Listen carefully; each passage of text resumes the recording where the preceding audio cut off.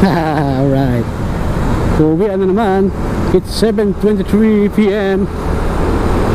At tignan natin kung ano ang itsura ng kakalsadahan ngayon. From here, Agham Road, papuntang Novaliches, Quezon City. At alam na natin kung anong itsura niya pag sinabing Novaliches. Lintek na traffic na naman ang sasagupain natin. Alam na yan ng mga taga Novaliches, syempre, di ba? Kahit nga hindi taga Novaliches, alam yan eh. Lalo na pagka sumakay ka ng taxi, sabihin mong Novaliches, madalas tumatanggi talaga sila eh, no? Alam kasi nila yung traffic sa Novaliches eh, no? Pag sinabing Quirino Highway, ay, matraffic po dun eh. Sabihin nila, wala po kasing pasahero dun, sir eh, ma'am. Pero totoo, ayaw nilang dumaan doon kasi napaka-traffic nga naman.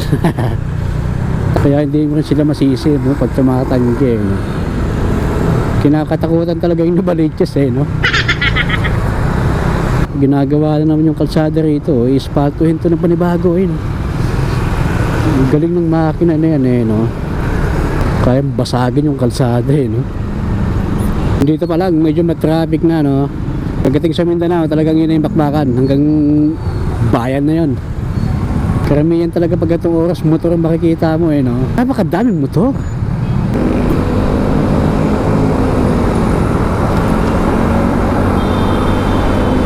Ito na bakbakan na Mindanao hanggang Novaliches bayan. Tignan natin ang traffic kung gaano kalala.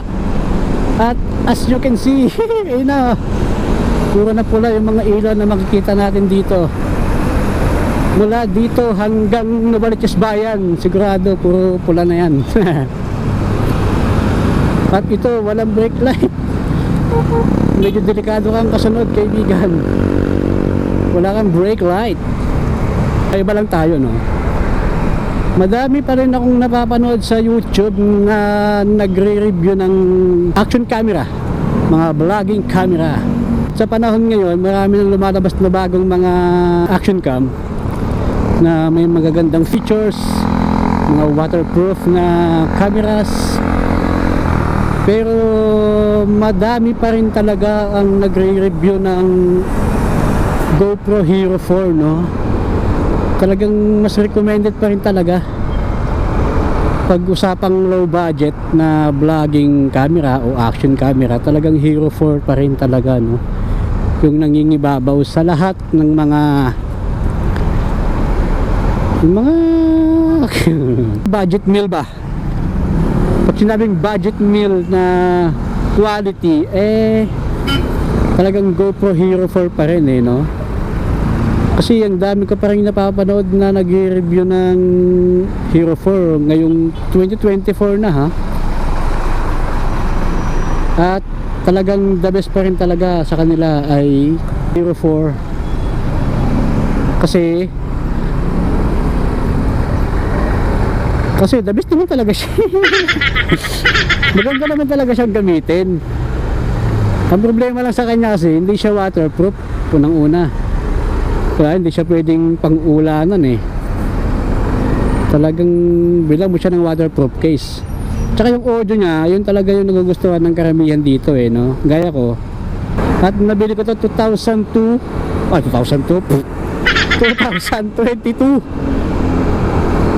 So 2 taon na siya sa akin. At wala akong nagiging problema. Kasi video quality niya talagang maganda. Usapang video quality lang. At audio, ayun, talagang maganda siya. At saka ang dami kong nakikitang nagpo-post dito sa marketplace. Ang presyo niya ay nag-range ng 5,000 to 7,000 pesos. At yun ay talagang camera lang siya, tsaka ano, battery, yun lang. Yung iba naman 7,000, may kasama na siyang mga chin mount, mga ganyan, mga mic, ganun. Eh ako naman, hindi naman ako nag-alinlangan kunin kasi unang-una may-ari babae. Diba? Alam naman natin pagka babae yung may-ari, maingat, no? Hindi luwag ngayon, ha? Ang Mindanao, ha? Hindi ganito yung kadalasang naaabutan ko pag dumadaan ako dito ng ganitong oras, ha? magtataka ka kung bakit maluwag eh. Mas nakakapanibagong dumaan pagka maluwag kasi talagang matraffic dito eh. Alam naman ng lahat ng dumadaan dito yan na talagang matraffic dito. Pero pagka ganitong maluwag eh doon ka magtataka eh, no? Mapapatanong ka, ba't kaya ang luwag dito? Hindi sanay na dumaan ng mga tao ritong maluwag eh. Sana laging ganito. Ewan ko lang sa Quirino Highway ah. Kasi doon talaga andun yung forever eh. Forever traffic talaga doon eh. Miski pa holiday eh, miski pa linggo eh, talagang walang patawad yung traffic eh, no? Pag Quirino Highway talaga eh, asahan mo na yan. Nakatuwa naman ang luwag. Hindi ako sanay na dumadaan ng ganitong araw dito tapos ganito kaluwag. Nakakapanibago. Dito sa lugar na to, kahit sa Commonwealth, ganito rin eh. Napaka-traffic din sa Commonwealth eh. Kasi yung mga dumadaan kasi dito sa Quirino Highway tsaka sa Commonwealth eh hindi lang naman mga taga Quezon City, no? Yung mga taga Bulacan, dyan din dumadaan yan, syempre. Yung mga taga Caloocan, dyan din, syempre. Salamat po!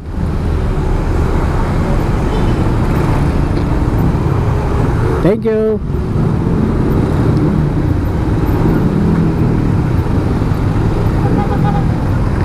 Pero maluwag naman siya eh. Mabilis naman ang daloy eh. Magkakaalaman yan mamaya sa Quirino na. Quirino Highway talaga eh, no? Yung pinakamatinding traffic dito eh, no? Pagka Novaliches ha, pagka Novaliches talaga, Quirino Highway talaga yan. Ang pinakamat-traffic na lugar dyan. At alam naman yan ng karamihan. O yan, no? Tignan nyo naman yung traffic na yan. O, di ba? Kung ang pasok mo ay alas 8, umalis ka na alas 5 pa lang ng hapon dahil tignan mo yan, no? Grabing traffic yan. Ganyan ang itsura niyan maghapon, magmula umaga hanggang gabi. Bumuluwag lang pagka madaling araw. Itong traffic na to, madalas to talaga hanggang SM lang eh.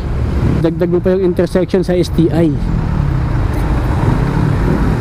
Yun lang yung mga nakikita ko na yun yung mga nakikita kong pinagmumula ng traffic dito bukod sa masikip na yung kalsada at sa dami ng dumadaan ay isa yun sa mga nagpapa traffic.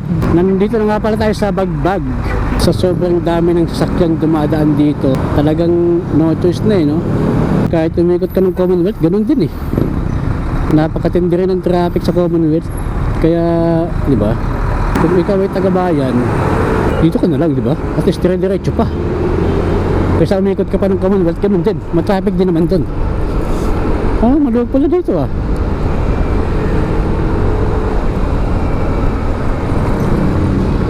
Ayun uwian na tapos na yung graduation siguro dito.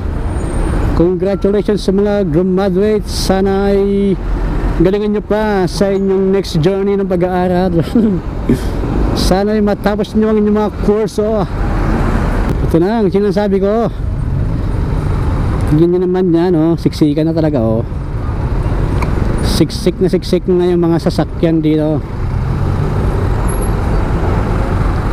Mabilis pa yung mga naglalakad At yan gumagati ka na sila.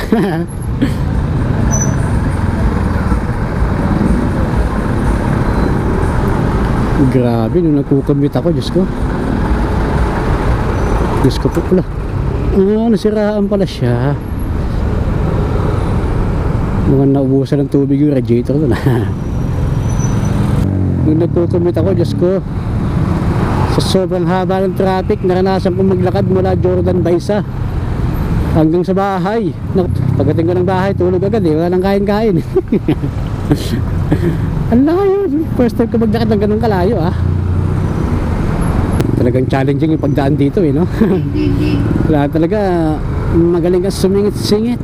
Nung counter flow na sila, ayokong gayahin yan. Wala tayong laban dyan. Dito talaga mapapatukod ka talaga kahit anong galing mo magbalanse Kasi dito takbo ka lang ng 10, tukod ulit. Abante ng konti, tukod ulit. Gamit na gamit ang paa mo dito. Nakakadagdag din ng pagod, no, pagka traffic. At saka nakakagutom siya. Nagutom na tuloy ako. Buti pa yung mga nakakotse, no, kahit nasa traffic, at least, diba, aircon, relax lang sila. Tayo mga nakamotor kasi wala no. Salo mo yung usok ng jeep, salo mo yung ulan pagka umuulan, salo mo yung init pagka maaraw. Ano, talagang patibayan ng labanan. Kailangan mo ng matibay na pangangatawan at galing sa pagsingit sa kalsada, dahil kung hindi ka magaling sumingit, dalawa lang yan: mabangga ka o makabangga ka. Pansinin nyo, ito lang yung matraffic sa SM kasi yung mga jeep, bus, UV na nagbababa at nagsasakay. Idagdag mo pa yung kanto ng Marianito sa may Janets, labasan kasi yan kaya pinapahinto yung mga galing Quirino Highway para makalabas yung mga galing sa Marianito. Ang ending, ito. Ang haba ng traffic. Tignan nyo doon, paglagpas mo na ang Janets, ayun na, tuloy-tuloy na sila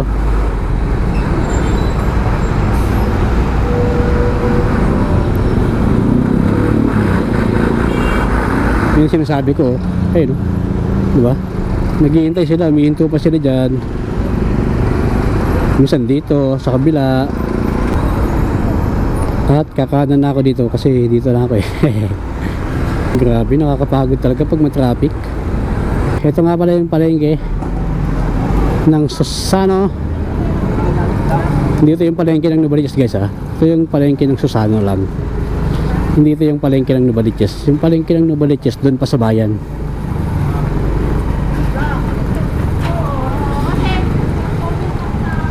Ito palengke lang to ng Marianito. Ay, Marianito. Ng Susano. Ano guys, dito na lang.